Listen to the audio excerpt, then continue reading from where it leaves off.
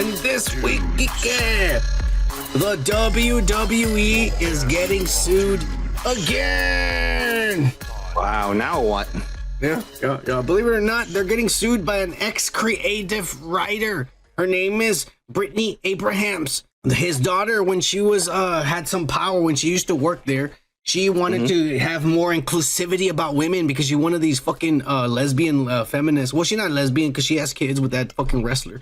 But you know, she wanted to really a lesbian if you have kids. Well, yeah, that's true. I mean, I've seen it, but it's okay. The point is, she's one of these feminists, and she want to have more inclusivity and shit, and want to have more women in the office and shit. And so they said we gotta hire women and shit. Writers, no more fucking guys who drink beer and shit, hang out with my dad. We gotta get some real women in here to start writing for the show. And so they got Brittany Abrahams. And what ended up happening with the little fucking bitch is that came around. No, calm down, Kiki. All right, I'm just telling you a story. I'm smirking. All right, good. You can smirk and smile. That's perfectly fine. All right. Yeah. What ended up happening with this fucking whore is that she fucking come WrestleMania time. She took a chair home. That's at WrestleMania 35 or whatever the fuck. And everybody a chair or a shirt? A chair. Oh, a chair. Yeah. That's weird. You know, and everybody that day, it was a tradition, told her we all take the chairs, and they all took the chairs. Oh, yeah. So they all took the chairs. I didn't know that. Well, WE said you're fired for stealing company property.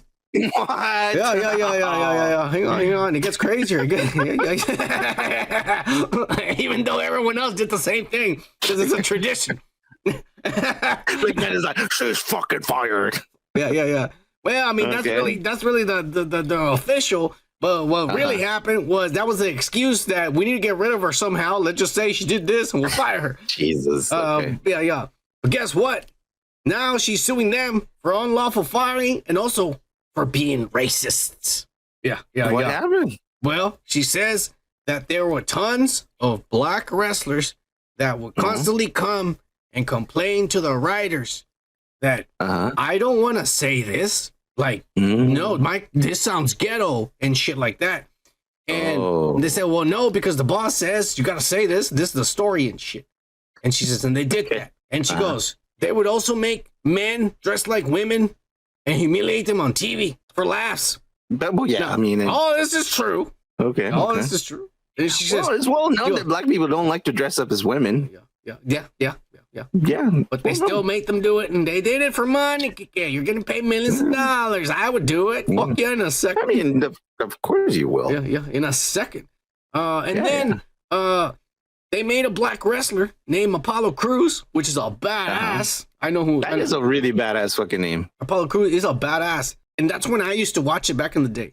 Yeah. Out of nowhere, start using a Nigerian accent. Oh shit! Okay. And he would come out with two guys that were like soldiers with guns, and they were all black and with like military.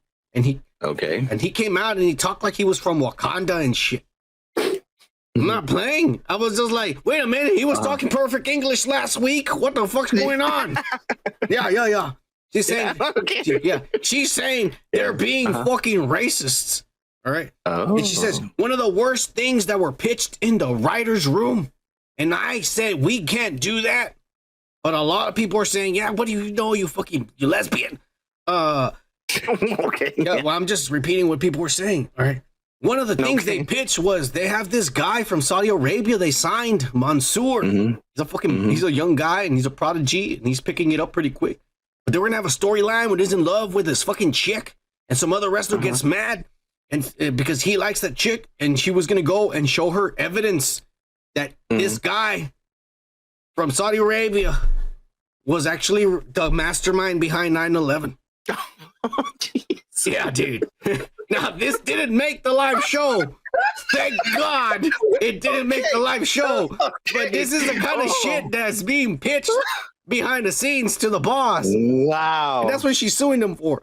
Now, I'm going to tell you one thing that is widely known from back in the day. All the writers would say this. Yeah.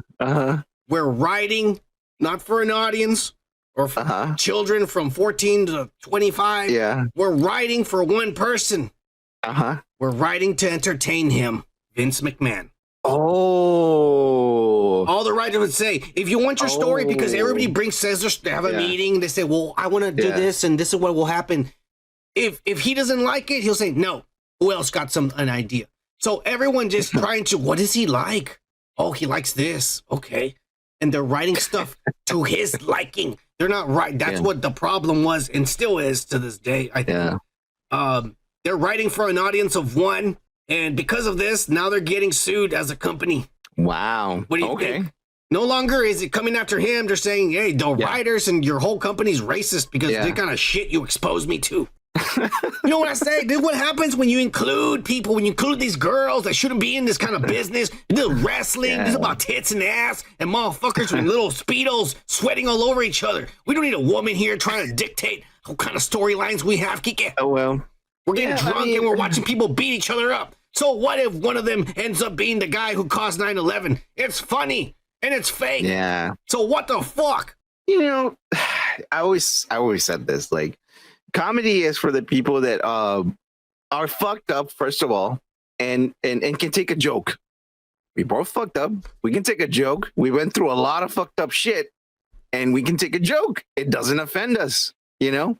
But some people take everything too seriously, and those are the kind of people that don't need to be writing about entertainment, because it's all about entertainment. Entertainment, guess what? Has to be a little funny sometimes, you know?